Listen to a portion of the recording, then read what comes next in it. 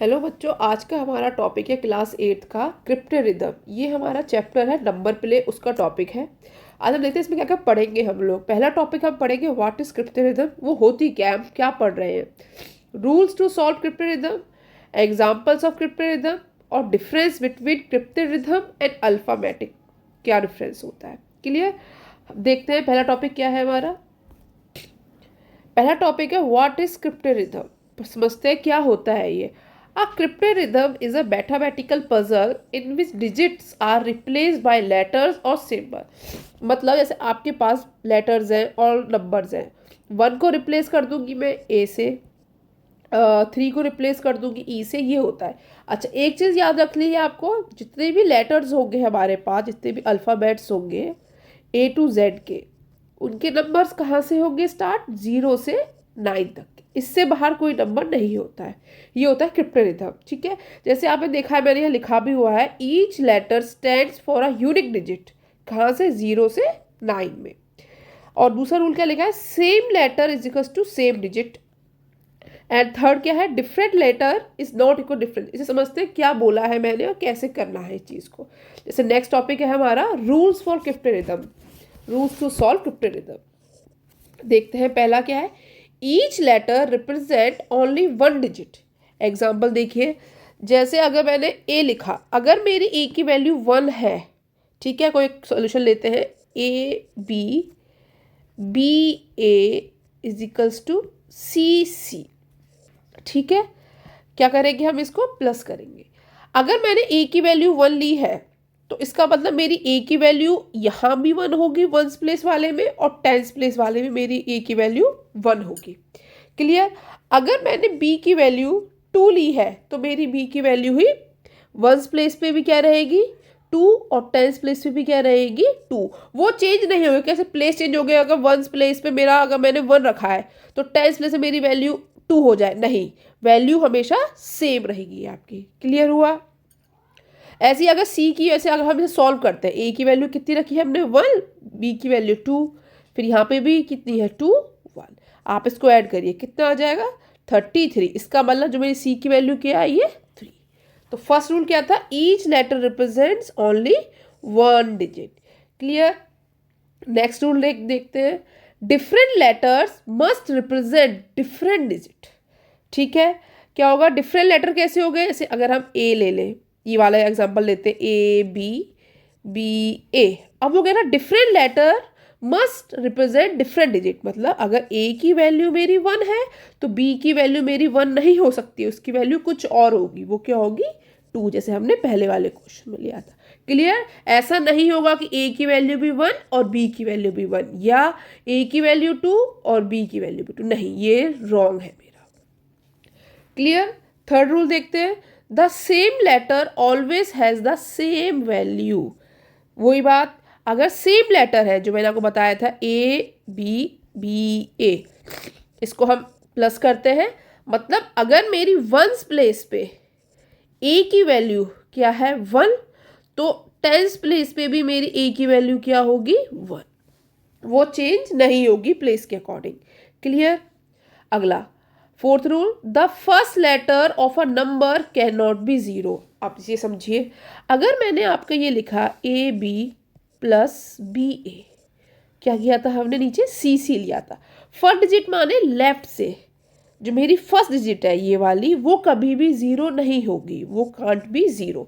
क्यों, अगर आप रख के देखिए, अगर मैं इसको 0 कर दूँ यहाँ पे, ठीक है, और बी की वैल्यू हम लोग 5 ले लेते हैं, ऐसे ए की वैल्यू हमने क्या ली, 0, और बी की वैल्यू क्या ली हमने, 5। तो आप लिख के देखिए, यहाँ पे हो गया, और यहाँ पे 5 और यहाँ पे 0।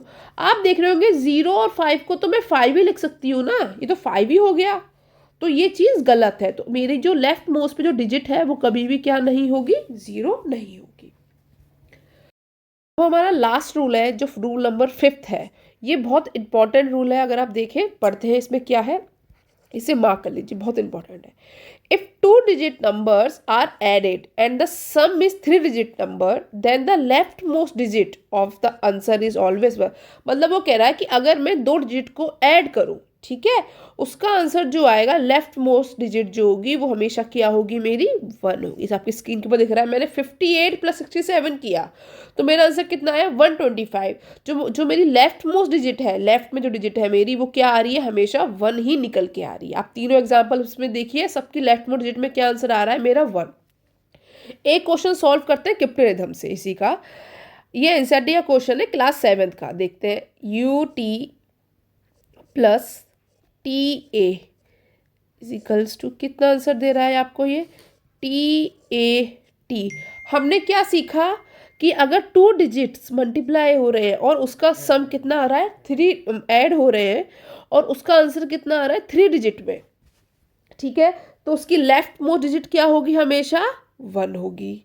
ठीक है, ये हमने सीखा। तो लेफ्ट मोस्ट डिजिट क्या सीखी हमने इज 1, जब हम ऐड करेंगे तो इसका मतलब टी की वैल्यू क्या हो गई मेरी 1। तो जहाँ जहाँ पे टी है वहाँ वहाँ मैं 1 लिख सकती हूँ। लिखिए, मुझे यू की वैल्यू अभी नहीं पता पर मुझे टी की वैल्यू पता है, मुझे ए की वैल्यू अभी नहीं पता बट मुझे टी की वैल्यू पता है। तो इसको मैंने ऐड किया होगा यहाँ पे 1, ए मुझे नहीं पता यहाँ पे 1। अब देखिए बहुत ईजी हो गया। अब आप बताइए मैं 1 में ऐसा क्या ऐड करूं कि मेरा आंसर 1 ही आए। तो आप सिंपल सी बात है, आप कहेंगे मैम हम ए की जगह क्या लिख देंगे 0, क्योंकि 0 + 1 क्या आएगा 1 आ जाएगा। ठीक है, अब मुझे ए की वैल्यू पता चल गई क्या है मेरी 0, तो अब मैं ए की जगह पे क्या लिख सकती हूँ 0, तो मैं इसको लिख देती हूँ यहाँ पे 0। ठीक, अब बताइए 1 में मैं ऐसा क्या ऐड करूँ कि मेरा आंसर कितना आए 10। तो क्या कर सकते हैं हम लोग 9। क्लियर हुआ। तो हमारे पास क्या value I u = 9, a = 0 and t = 1। देखा, ये क्वेश्चन हमने 5th रूल से बिल्कुल आसानी से सॉल्व कर लिया। तो 5th रूल इंपॉर्टेंट है, टाइम सेविंग भी है, हम आसानी से क्वेश्चन कर भी लेंगे। कुछ एग्जाम्पल्स करते हैं क्रिप्टोरिथम के। ठीक है, एक एग्जाम्पल देखिए, हमारे पास है KP प्लस क्या है हमारे पास PRR। आप भी करिए। अगर आप ध्यान से देखेंगे, हमने एक रूल पढ़ा था अभी, लास्ट रूल था रूल नंबर 5th, क्या देखा था, अगर 2 नंबर्स का सम हो रहा है तो उसका आंसर किस में आएगा 3 डिजिट में। तो लास्ट नंबर क्या मानेंगे हम लोग, हमेशा 1 मानेंगे। तो इससे क्या पता चला मुझे, P की वैल्यू क्या आ गई मेरी 1 आ गई। तो अब आप लिखिए P की वैल्यू जहाँ जहाँ है PP वहाँ पे क्या लिखेंगे हम लोग 1। मुझे अभी K नहीं पता चला है तो K को मैं नहीं लिख रही हूँ। मुझे R भी नहीं पता है पर मुझे P पता है। अब आप इसको सॉल्व कर सकते हैं। 1 + 1 कितना हो जाएगा 2, तो R की वैल्यू मेरी कितनी हो जाएगी 2। मैं यहाँ दूसरे पेन से इसको 2 कर देती हूँ। ठीक है, अब आप देखिए इसमें मैं ऐसा क्या ऐड करूँ K + K में कि लास्ट में मेरा क्या आ जाए 1 आए यहाँ पे। तो आप देख सकते हैं अगर आप K की वैल्यू 6 लेंगे तो 6 + 6 क्या हो जाएगा आपका 12। आप 6 ले लीजिए तो ये क्या हो जाएगा 6 और 6 + 6 12 की। यहाँ पे भी देखिए R की वैल्यू क्या है हमारी 2, 6 + 6 12। तो आंसर आ गया हमारा। तो क्या आया हमारा, K की वैल्यू हमारी आई 6 सेकेंड और P की वैल्यू आई हमारी 1। क्लियर। अब हम एक और चीज़ देखते हैं। अब एक क्वेश्चन जो है हमारा, आप ही का टॉपिक है क्लास 8th का, उसमें कुछ क्वेश्चन जो है आपके मल्टीप्लिकेशन में। अब कुछ क्वेश्चन मल्टीप्लिकेशन करके देखते हैं। जैसे एक क्वेश्चन था UT, ये फिगर इट आउट का क्वेश्चन है एनसीईआरटी का। UT मल्टीप्लाई बाय 3 और आंसर क्या निकालना है हमें PUT पुट। अब आप देखिए हम इसमें ऐसा क्या मल्टीप्लाई करें कि मेरा आंसर जो है T की वैल्यू T ही आए। आप क्या मल्टीप्लाई कर सकते हैं, आप देखिए। अच्छा, याद क्या रखना है, जितने भी लेटर्स हैं मेरे A to Z उन सब की वैल्यू किस में आएगी 0 से 9 के बीच में। लेटर डिजिट रिपीट नहीं होगी। ठीक है, तो आप देखिए, तो मैं 3 में ऐसा क्या मल्टीप्लाई करूं कि T की वैल्यू मेरी सेम आए जो मैं करूँ। अगर आप देखिए, अब T की वैल्यू 1 रखेंगे, 1 × 3 तो कितना आएगा 3, तो ये भी सही नहीं है। अगर मैं 0 × 3 पुट करूँ तो क्या आएगा 0 आ गया ना, सेम नंबर आया ऊपर वाला। तो इसका मतलब मैं ये समझ गई कि T की वैल्यू मेरी क्या होगी 0, तो टी की वैल्यू तो मुझे मिल गई। अब मुझे ऐसा नंबर मल्टीप्लाई करना है 3 से कि मेरी वैल्यू में यू सेम आए सेकेंड डिजिट पे। तो रख के देखिए, अगर आप यू की वैल्यू 1 रखेंगे तो 1 मल्टीप्लाई बाय 3 कीजिए, कितना आएगा 3, नहीं है, नहीं आया सेम, क्योंकि यू तो मैंने 1 रखा था। ऐसे यू की वैल्यू 2 रखेंगे, यू की वैल्यू 3 रखेंगे, तो इन सब में 1 1 डिजिट नंबर आएगा, पर हमें क्या नंबर चाहिए, 2 डिजिट नंबर चाहिए। तो हम कहाँ जाएंगे, 4 पे। अगर आप u की वैल्यू 4 पुट करेंगे तो देखिए क्या हो जाएगा, 4 मल्टीप्लाई बाय 3 कितना होगा, 12, नहीं आया सेम। अगर आप u की वैल्यू 5 पुट करेंगे तो देखिए 5 मल्टीप्लाई बाय 3 कितना आ गया, 15, बिल्कुल सेम आया। कैसे, जब मैंने u की वैल्यू 5 पुट करी तो मेरे आंसर में यहाँ पे 5 आया है। ठीक है, तो इसका मतलब क्या हो गया, u की वैल्यू मेरी क्या हो गई है, 5। तो ये क्या हो जाएगा, 3 5 ज़ा 15, तो ये 1 हो जाएगा, ये 5 हो जाएगा आपका, और ये 0। तो हमने क्या सीखा, t की वैल्यू क्या आई मेरी 0, और u की वैल्यू क्या आई मेरी 5, और p की वैल्यू क्या आई मेरी 1। क्लियर। एक और क्वेश्चन देख लेते हैं, इससे और क्लियर हो जाएगा हमें। एक बार मैं इसको इरेज कर देती हूँ। रूल्स याद रखने हैं, रूल से सब चीज़ें आसान होती हैं। ठीक है, अब हम एक और क्वेश्चन करते हैं। एक और क्वेश्चन है, एनसीईआरटी का ही है, इसमें दिया हुआ है L2N।